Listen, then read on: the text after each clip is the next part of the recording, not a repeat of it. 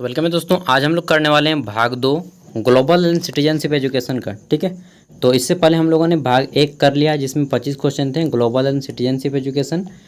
पूरा नाम है पेपर का global and citizenship education sustainable development. ठीक है, और हम लोग शॉर्ट में बोलते हैं ग्लोबल एंड सिटीजनशिप एजुकेशन, और इसको हिंदी में वैश्विक नागरिक शिक्षा बोल सकते हैं। वैश्विक और नागरिक शिक्षा या वैश्विक नागरिक शिक्षा, जो कि सेमेस्टर 2 में न्यू एजुकेशन पॉलिसी के तहत एक कंपलसरी कोर्स रखा गया है। ठीक है, चलिए देख लेते हैं। इसके सभी बीए बीकॉम के लिए काम देगा। सभी हम लोग ऑब्जेक्टिव क्वेश्चन करेंगे। ठीक है, तो कल हम लोग 25 क्वेश्चन तक कर लेते हैं। 25वां क्वेश्चन था हमारा, विश्व स्वास्थ्य संगठन की स्थापना कब हुई थी? तो राइट आंसर हो जाएगा 7 अप्रैल 1948। आपको केवल शॉर्ट में याद रखना है 1948। ठीक है, 7 अप्रैल को विश्व स्वास्थ्य दिवस मनवाते हैं इनकी स्थापना दिवस के याद में, और इसका मुख्यालय जेनेवा था, स्विट्जरलैंड। क्वेश्चन है, विश्व व्यापार संगठन के प्रमुख कौन बने हैं? ठीक है, वर्तमान में। आप लोग जो लोग इंग्लिश हैं तो इंग्लिश को पढ़ सकते हैं, जिनको इंग्लिश में ज़्यादा बेटर लगता है कि who became the head of world trade organisation. ठीक है, तो राइट आंसर हो जाएगा इसका विश्व व्यापार संगठन के महासचिव प्रमुख इनके होते हैं। ठीक है, विश्व व्यापार के संगठन के सचिव, क्वेश्चन क्या था कि संगठन के प्रमुख कौन बने हैं? इसका मतलब थोड़ा सा क्वेश्चन गलत लिखा गया है, होना चाहिए था कि कौन होते हैं। ठीक है, प्रमुख कौन होते हैं? तो राइट आंसर हो जाएगा विश्व व्यापार संगठन के सचिवालय के प्रमुख। ठीक है, सचिवालय जो होता है, सेक्रेटरी का जो हेड होता है उसी को चेयरमैन बोलते हैं। ठीक है, तो राइट आंसर हो जाएगा ये ऑप्शन सी। आप लोग इसका नाम याद कर लीजिएगा, नया वाला शायद चेंज हुआ है, एक बार देख लेना है आपको। ठीक है, इंटरनेट से फाइंड आउट कर लीजिएगा। 27 नंबर क्वेश्चन है कि संयुक्त राष्ट्र महासभा की बैठक का आयोजन कौन करता है? ठीक है, तो संयुक्त राष्ट्र की महासभा जो होती है उसकी बैठक का आयोजन करता है संयुक्त राष्ट्र महासभा का सचिवालय। ठीक है, और इसमें प्रमुख रूप से काम करते हैं मुख्य सचिव जी, जो अभी एंटोनियो गुटेरेस हैं। ठीक है, नेक्स्ट क्वेश्चन देख लेते हैं। क्वेश्चन नंबर 28, इसमें पूछा गया है कि विश्व व्यापार संगठन की सदस्यता किसे मिलेगी? ठीक है, तो दोस्तों विश्व व्यापार संगठन के सदस्य देशों को ही मिलेगा। ठीक है, सदस्य द्वारा मतदान। तो विश्व व्यापार संगठन का हमारा भारत भी सदस्य है, इसको भी याद रखना है। अगला क्वेश्चन है, विश्व बैंक, पूरे विश्व बैंक है एक सब अमेरिका के राजधानी वाशिंगटन डीसी में इसका मुख्यालय है, हेडक्वार्टर है। ठीक है, विश्व बैंक की किस घटना के बाद हुई थी? तो विश्व बैंक की दोस्तों स्थापना वह ब्रेंटन वुड सम्मेलन, ठीक है, ब्रिटेन में वुड सम्मेलन हुआ था, उसी के पश्चात इसकी स्थापना की गई थी। ठीक है, और यह विशेष रूप से ऋण देता है अन्य देशों को। अमेरिका में इसकी हेड ऑफिस है। नेक्स्ट है 30 नंबर, विश्व के विकासशील देशों को वैश्विक शासन में वित्तीय सहायता किसके द्वारा प्राप्त होती है? तो दोस्तों विश्व बैंक के द्वारा प्राप्त होती है। अभी मैंने आपको बताया वर्ल्ड बैंक। भारत भी बहुत ज़्यादा लोन ले चुके हैं इस बैंक से। ठीक है, और ये बहुत सस्ते दरों में ऋण प्रोवाइड कराती है। आगे देख लेते हैं। क्वेश्चन है हमारा, 1972 में पर्यावरण मुद्दों पर पहला संयुक्त राष्ट्र सम्मेलन आयोजित किया गया था। तो कहाँ पे किया गया था? रियो डी जेनेरियो में। ठीक है, ब्राज़ील का एक बहुत बड़ा शहर है रियो डी जेनेरियो, वहीं पे आयोजित किया गया था 1972 में पर्यावरण के मुद्दे को लेकर। ठीक है दोस्तों, नेक्स्ट है हमारा क्वेश्चन है कि निम्नलिखित में से कौन सा वैश्विक शासन का प्रमुख है? ठीक है, तो वैश्विक शासन का प्रमुख है संयुक्त राज्य अमेरिका। ठीक है, नेक्स्ट देख लेते हैं अगला क्वेश्चन 33 नंबर। इसमें पूछा गया है कि द्वितीय विश्व युद्ध के किस सम्मेलन में मित्र देशों के नेता जर्मनी, इटली और जापान की धुरी शक्तियों के बिना शर्त आत्मसमर्पण करने की मांग पर सहमत हुए थे? ठीक है, तो वे कोई शर्तें डायरेक्ट आत्मसमर्पण कर दिए। ठीक है, और ऐसा हुआ था किस सम्मेलन के पश्चात? तो क्लास बांका सम्मेलन के पश्चात। ठीक है, क्लास बांका सम्मेलन के पश्चात।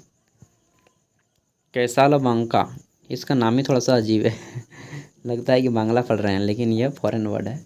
अगला है, वैश्विक शासन के संबंध में विकसित देशों के नए नियम किसके द्वारा निर्धारित किए गए हैं?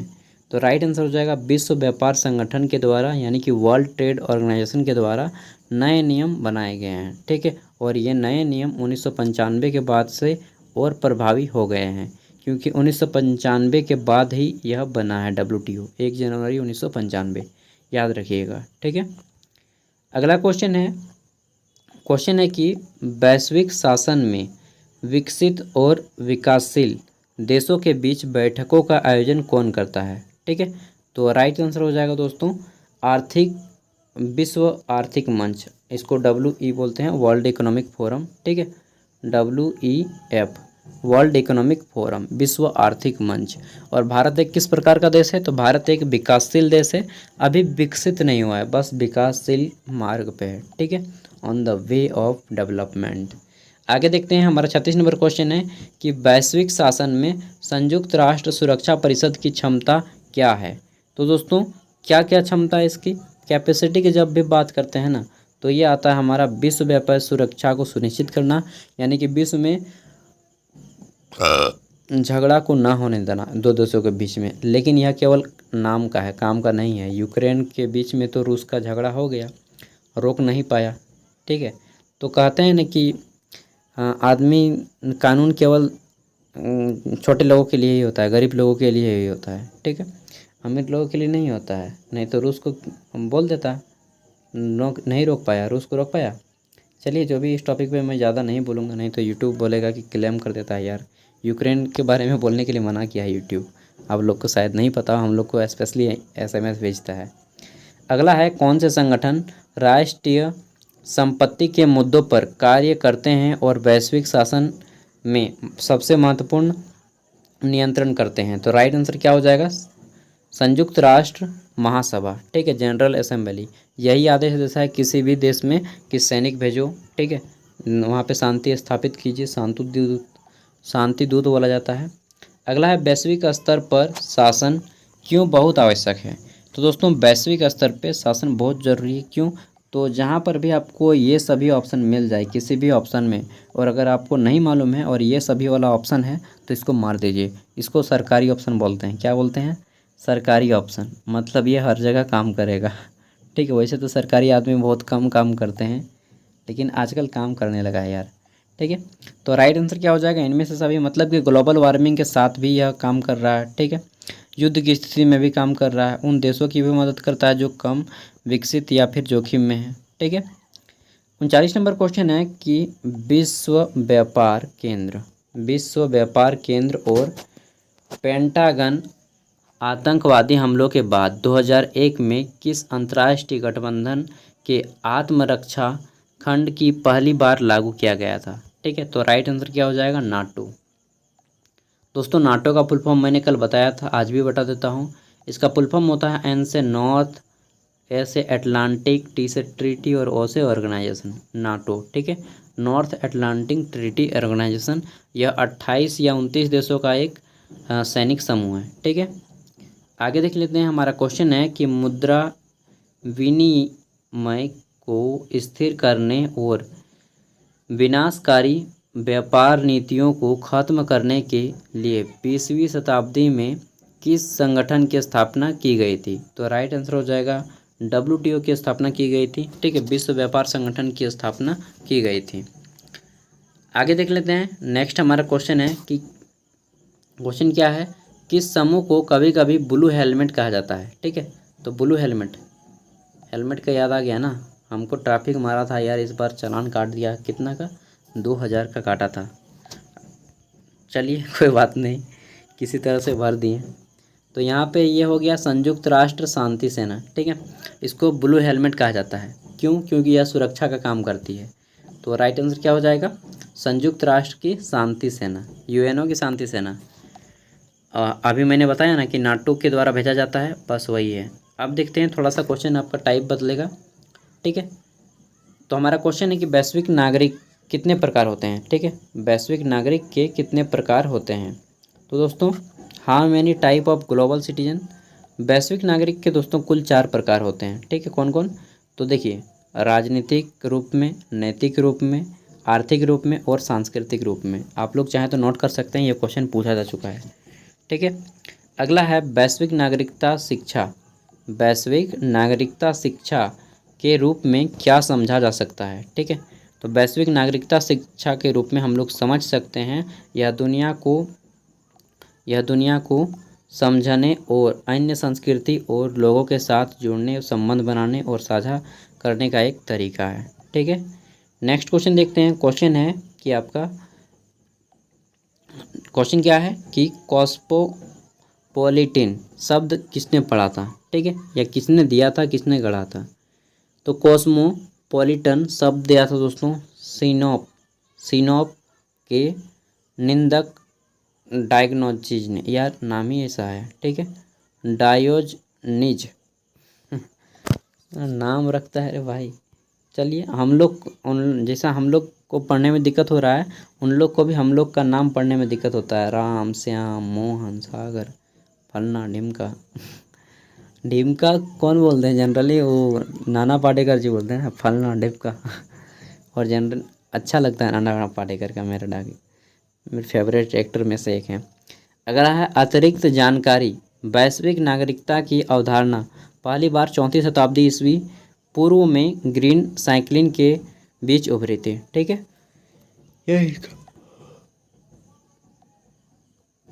ये यहाँ पे बोल दिया है। नेक्स्ट क्वेश्चन है हमारा यहाँ पे कि बहुसंस्कृति, यार आज ना पढ़ाने का मूड नहीं है, लेकिन क्या करूँ, देना पड़ेगा, नहीं तो फिर आपका एग्ज़ाम आ रहा है सामने। क्वेश्चन है कि बहुसंस्कृतिवाद की सबसे अच्छी परिभाषा कौन सी है। तो राइट आंसर हो जाएगा यह एक विचारधारा है, ठीक है। क्या है, यह एक आइडियोलॉजी है, विचारधारा है। यह विभिन्न संस्कृतियों के लोग सद्भाव में एक साथ रहते हैं, आपस में एक मिलजुल के रहते हैं, ठीक है। यही बहुसंस्कृतिवाद की सबसे अच्छी परिभाषा है, ठीक है। बहु मतलब बहुत सारे, संस्कृति मतलब बहुत सारे संस्कृति। हमारा भारत इसका बहुत अच्छा एग्जाम्पल है, ठीक है। और विशेष रूप से झारखंड, यूपी, दो ऐसे राज्य हैं, और बिहार, जहाँ पे जो है सभी धर्मों के लोग आपको लगभग मिल जाएंगे, ठीक है। आगे देख लेते हैं। तो हमारा क्वेश्चन है अगला यहाँ पे कि आपको मध्य प्रदेश में इसमें कुछ आता है यार, ठीक है। तो ये कुछ स्टेट हैं जहाँ पे आपको ये सारी चीज़ मिल जाएंगे। बहुसंस्कृति का परिचय। क्वेश्चन है वैश्विक नागरिकता का गुण क्या होना चाहिए। तो दोस्तों वैश्विक नागरिकता का गुण होना चाहिए न्याय और स्वतंत्रता, आत्मनिर्भरता और निष्कर्षता, या सब होना चाहिए, ठीक है। विविधता और प्रतिस्पर्धता, सहिष्णुता और समझ, ये सभी होने चाहिए, ठीक है। अगर आपको कहीं पे मिले इनमें से सभी, तो इनमें सभी टिक लगाइएगा, और अगर इनमें से सभी टिक ना रहे तब आपको मारना है सहिष्णुता और समझ, ठीक है, टॉलरेंस एंड अंडरस्टैंडिंग। क्वेश्चन है हमारा नेक्स्ट क्वेश्चन कि वैश्विक नागरिकता बनाने के लिए निम्नलिखित में से कौन सी मूलभूत आवश्यक है, ठीक है। तो दोस्तों सबसे मेन चीज़ है यार शिक्षा। किसी भी चीज़ को व्यक्ति को अगर आप शिक्षा दे दीजिए, उसे और किस ना धन की दौलत है ना शोहरत की, वह खुद कमा लेगा, धन दौलत शोहरत इज्जत सब जितना भी होता है ना। आगे देख लेते हैं। क्वेश्चन है जिनके शब्द क्या है, दुनिया के नागरिक के रूप में मैं केवल सत्य के साथ खड़ा हूँ और मेरी विवेक मतलब बुद्धि ही मेरा एकमात्र नेता है। पृथ्वी पर शांति और न्याय के लिए यही एकमात्र प्रतीक्षा है। हमेशा सही काम करने के लिए, सही व्यक्ति बनने के लिए, और हमेशा के लिए जो सही है उसके साथ खड़े रहें। तो ऐसा किसने कहा था दोस्तों, ऐसा कहा था सूजी कासेम ने, ठीक है, सूजी कासेम ने। बहुत बड़े फिलोसफर थे, राजनीतिक थे। आगे ये देख लेते हैं। नेक्स्ट क्वेश्चन हमारा, और फ्रीडम फाइटर वही बोल सकते हैं यार। 49 नंबर, जय जगत का शब्द किसने गढ़ा, ठीक है। तो जय जगत शब्द दिया था दोस्तों विनोबा भावे ने, आचार्य विनोबा भावे। पूरा नाम था विनायक नरहरि भावे, ठीक है। आचार्य भावे का पूरा नाम क्या है, सॉरी विनोबा भावे का विनायक नरहरि भावे, इन्होंने ही भूदान आंदोलन चलाया था। अगला क्वेश्चन है हमारा, जय जगत का शाब्दिक अर्थ क्या है। तो इसका शाब्दिक अर्थ होता है सभी का कल्याण, ठीक है, यानी कि सर्वोदय। ये भी हो सकता है कि सर्वोदय का नारा किसने दिया था, तो आचार्य विनोबा भावे ने, ठीक है। और इनके नाम से हजारीबाग में एक यूनिवर्सिटी भी है, और ये मूल रूप से महाराष्ट्र के रहने वाले थे। तो ये कुछ 50 क्वेश्चन थे दोस्तों, और नेक्स्ट वीडियो में हम लोग 75 क्वेश्चन तक जाएंगे। तो धीरे धीरे करके आपका पूरा का पूरा सिलेबस कंप्लीट कर दिया जाएगा, ठीक है। कल हम लोग करेंगे पार्ट 3 और आज की इस वीडियो यहीं पे एंड रखते हैं। उसका पूरा का पूरा PDF आपको वीडियो के डिस्क्रिप्शन में मिल जाएगा। जिनका भी एग्ज़ाम है सब कोई क्वेश्चन नोट कर लीजिएगा, ठीक है। कॉपी पेन लेके सुबह को एक बार रिवाइज करना है और जितना याद रहे अच्छा से याद कीजिए, और नहीं रहे तो फिर अगले सप्ताह याद पढ़िए। डेफिनेटली आप 4 बार 5 बार पढ़ेंगे तो याद हो ही जाएगा, ठीक है। कहते हैं कि करत करत अभ्यास के जड़मती हो तो सुजाना सरसी आवत जावत सिलपत पड़न निशान, मतलब समझते हैं। बार बार अभ्यास करने से पत्थर में भी जो है निशान बन जाता है। तो हमारा दिमाग तो बहुत शार्प है यार, ठीक है। Thank you. इसका PDF मिल जाएगा वीडियो को डिस्क्रिप्शन में। अगर आपका कोई दोस्त जो आपके साथ पढ़ाई करता है, ठीक है, उन तक भी वीडियो को शेयर कर दीजिएगा। मिलते हैं अगली वीडियो में। Bye bye.